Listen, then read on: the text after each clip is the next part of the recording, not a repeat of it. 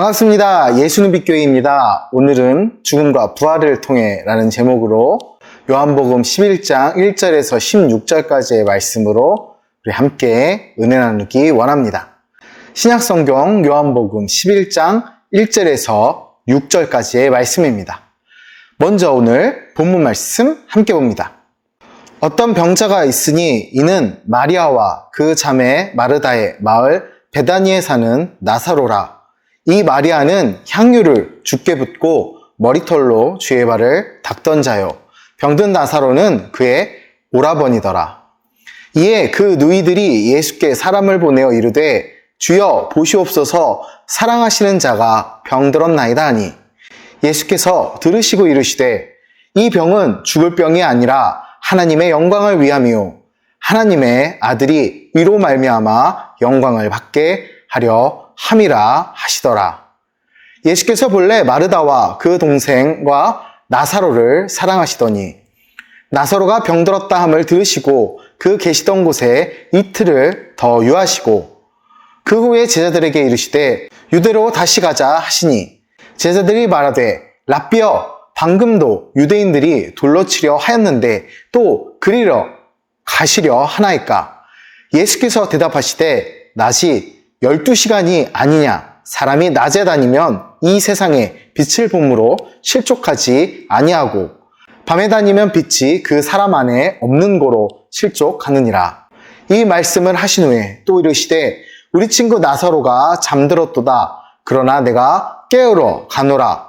제자들이 이르되 주여 잠들었으면 낫겠나이다 하더라.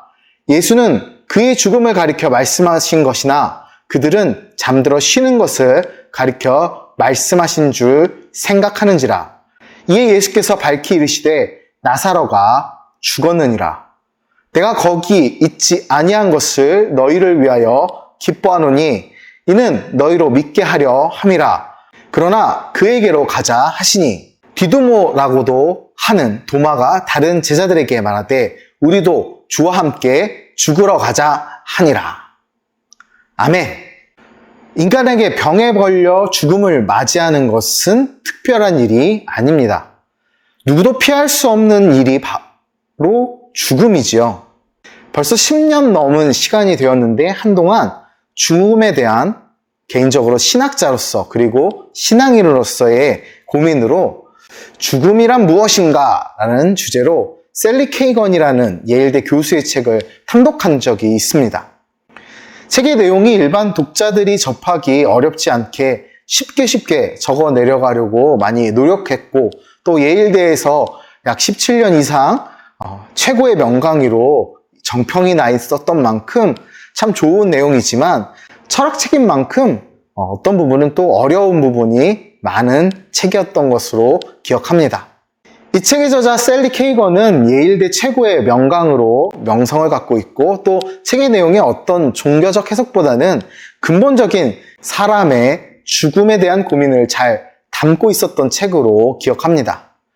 그리고 이 죽음이란 무엇인가의 답은 인간이 내릴 수 있는 가장 합리적인 답인 죽음 이후의 삶을 인간의 생각으로는 그릴 수 없기 때문에 오늘의 충신할 삶을 살기로 다짐하는 것으로 마칩니다. 믿음이 있든 없든 신앙인이든 비신앙인이든 이러한 현실에 충실한 삶은 죽음 이후의 영생을 믿는 우리에게도 귀한 교훈이라 생각합니다.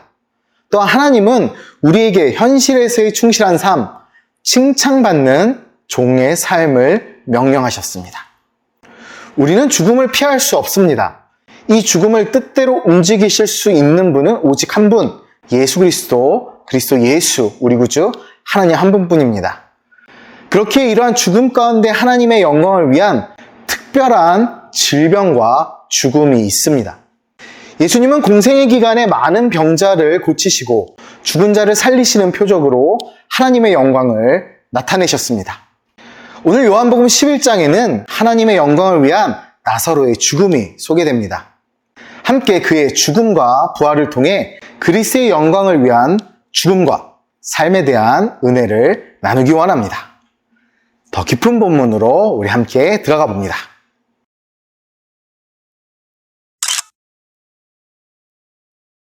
요한복음은 복음서 중에서 가장 마지막에 쓰여진 복음서입니다. 사도들은 대부분 순교하였습니다. 사도 요한의 형인 큰 야고보가 헤롯 안티파스에 의해 제일 먼저 죽었고, 베드로는 십자가에 거꾸로 못 박혀 죽었고, 안드레는 X자 십자가에 못 박혀 죽었습니다. 이 외에 의심의 사도라고 불리는 도마, 오늘 본문에 나오는 마지막에 나오는 도마, 영어로는 토마스는 인도에서 창에 맞아 창을 맞고 순교했고, 바돌로메는 살가죽이 벗겨지는 끔찍한 방식으로 처형당했습니다. 또 그 밖의 사도들도 모두 순교했다 전해지지요. 이에 비해 사도 요한은 12사도 중에 유일하게 순교하지 않고 천수를 누리다 자연사한 사도로 알려져 있습니다. 또 사도 중에서 가장 나이가 어렸던 것으로 알려져 있으며, 사도 요한은 예수님의 사랑을 받았던 제자로 자신이 기록한 요한복음에 소개되어 있습니다. 그렇기에 이 복음서를 사랑의 복음이라 이야기하죠. 본문인 요한복음이 나온 만큼 복음서에 대한 이야기를 짧게 이야기해 보자면, 먼저 마태복음이 유대인의 왕으로 오신 예수님, 그리고 마가복음은 종으로 오신 예수님, 누가복음은 인자, 곧 사람으로 오신 예수님의 모습을 묘사하고 있다면, 이 요한복음, 오늘 본문인 요한복음은 예수 그리스도의 신적 성품을 강조한다는 측면에서 앞이 마태, 마가, 누가 이 세 개의 공관복음과는 차이가 있습니다. 예수님 빛교회 역시 요한복음 8장 12절 말씀을 교회의 이름으로 삼고 우리 함께 예배하고 있죠. 자, 오늘 본문으로 돌아가 보겠습니다. 예수님의 발에 향유를 붓고 머리털로 그 발을 닦았던 마리아의 오라비 나사로가 중환병에 걸렸습니다. 마리아와 마르다는 예수님께 사람을 보내 나사로가 병들었음을 알렸죠.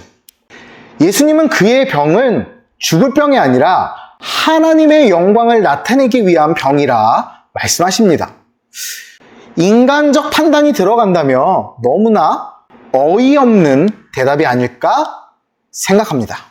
흔히 현대의 친구 관계 중 절친에 해당하는 가족이 나사로와 마르다 마리아 형제, 그리고 예수님과의 관계였을 거라 예상합니다. 또한 오늘 본문에서도 그렇게 표현하시죠. 그런데 그런 예수님이 나사로의 지병 소식을 듣고 움직이지 않으십니다. 그렇지만 이는 나면서부터 앞을 보지 못하는 자를 가리켜 하나님이 하실 일을 나타내고자 함이라고 말씀하신 것과 같은 사건입니다. 사람이 병에 걸려 죽는 것은 일반적이고 자연스러운 일입니다. 결국 수명이라는 것은 사람을 포함한 모든 자연 만물이 갖고 있는 각각의 사용 연한이 다 되면 끝나기 마련이지요. 어떤 것이든 물건조차도 사용 연한이 다 되면 고장나기 마련입니다. 사물과 사람은 조금은 다르죠. 무엇이 다르냐면 바로 사람에게는 때때로 하나님의 영광을 나타내기 위한 병도 있다는 것입니다. 앞서서 이야기했듯이 예수님은 나사로와 그 누이들과 특별히 친밀한 관계였음을 나타내고 계십니다. 그럼에도 불구하고 소식을 들으시고 곧바로 나사로에게 가지 않으시고 이틀을 더 유하고 가셨습니다. 마리아 마르다는 예수님이 속히 오셔서 나사로의 병을 고쳐주시기를 고대했을 것입니다. 그러나 예수님은 이 일로 보이실 표적이 단순하게 병 나음의 표적이 아닌 죽은 자를 살리는 것이었기에 일부러 이틀을 지체하셨습니다. 마리아와 마르다는 빨리 오시지 않는 예수님께 섭섭함과 야속함을 느꼈음이 분명합니다. 그러나 예수님은 하나님의 영광을 나타내시기 위해 시간과 공간을 선택하셨습니다. 우리 역시 급한 문제 때문에 하나님께 기도하고 응답을 간절히 기다리지만 응답이 늦어지는 경우가 있죠. 우리 지난주에 우리가 응답받는 기도에 대해 나누었습니다. 솔로몬의 1000번제를 통하여서 응답받는 기도에 대해 이야기했죠. 그렇지만 우리가 그런 조바심을 내는 이유는 응답받는 기도를 드리고 또 응답받기 원하는 이유는 하나님의 뜻을 먼저 구하지 않고 사람의 뜻과 사람의 생각을 먼저 나타내기 때문에 그런 조바심을 나타내며 응답하시기를 조르고 응답을 먼저 구하게 되는 것입니다. 그럴 때 우리는 문제 해결이 오직 주님께 있으므로 주님께서 하나님의 영광을 나타내기 가장 좋은 때 응답하실 것을 믿고 주께서 일하실 때를 잠잠히 기다려야 합니다. 시편 46편 10절 말씀에 이렇게 말씀하십니다. 너희는 가만히 있어 내가 하나님 됨 알지어다. 내가 문 나라 중에서 높임을 받으리라. 내가 세계 중에서 높임을 받으리라 하시도다. 주가 하나님 됨을 보기 원합니다.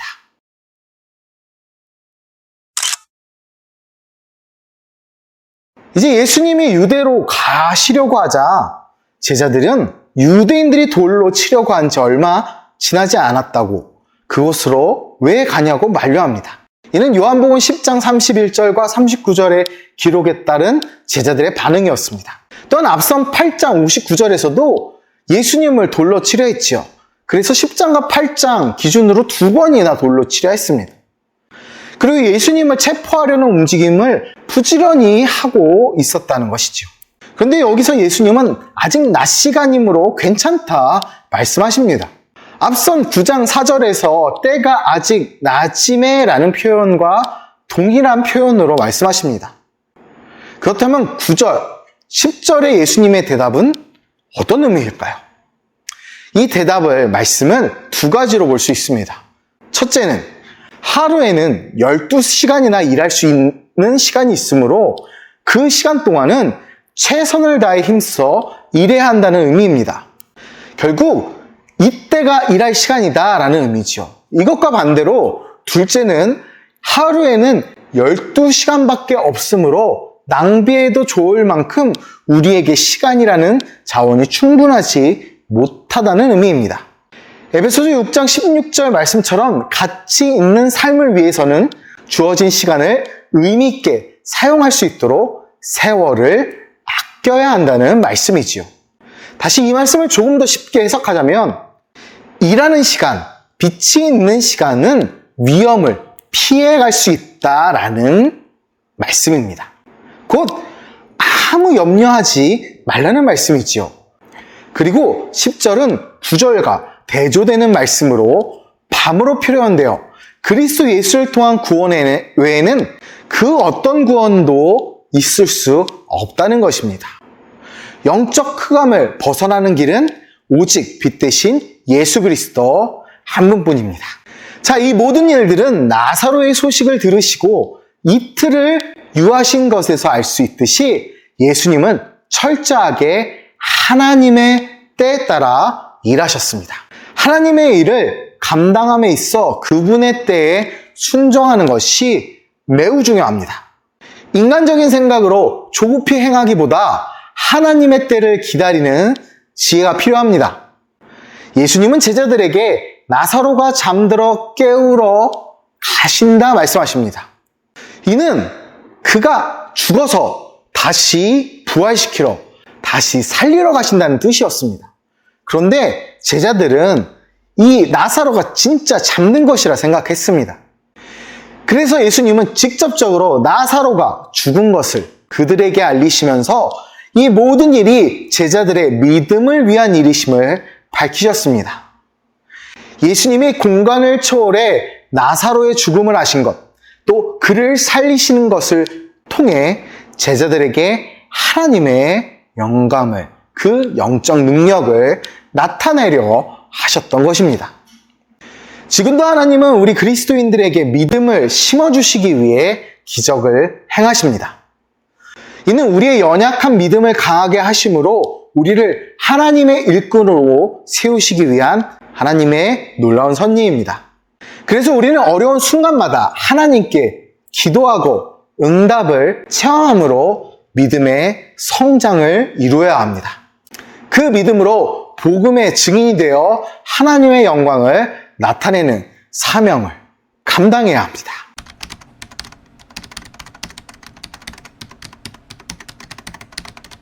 예수님은 죽은 나사로를 다시 살게 하셨지만 다시 살아난 나사로도 결국에는 죽음을 맞이했습니다. 중요한 것은 표적을 통해 주시는 말씀입니다. 우리는 본문에서 육체의 죽음이라는 숙명을 피할 수 없는 우리 인간의 운명을 보았습니다. 예수님과 친구 사이인 나사로도 죽음을 피할 수는 없었습니다. 그러나 그 죽음 당한 당신의 성도를, 주님의 성도를 구원하시고자 대적자들이 기다리고 있는 예루살렘으로 가시려는 그 예수님의 거룩한 의지를 우리는 발견할 수 있습니다. 아무리 큰 영광과 권능을 지닌 신적인 존재라도 인간의 불행을 방관만 한다면 어떻게 그 신적인 존재를 믿고 의지할 수 있을까요? 세상에 많은 귀신들이, 세상에 많은 신이라, 세상에 많은 구원자라 이야기하는 것들이 있지만 그들은 방관자일 뿐 직접 그 생명과 그 지혜와 목숨을 바쳐 우리의 죄를 대신 지심으로 구원하신 예수님과 같지는 않습니다.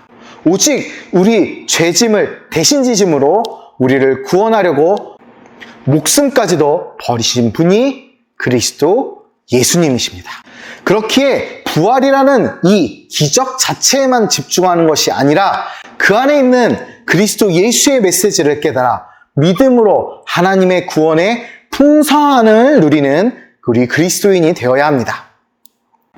우리 모두 이런 그리스도만이 참된 구세주요, 영원히 찬송받으실 하나님의 아들이심을 확실히 믿으시기 주님의 이름으로 축복하고 기도합니다. 감사합니다.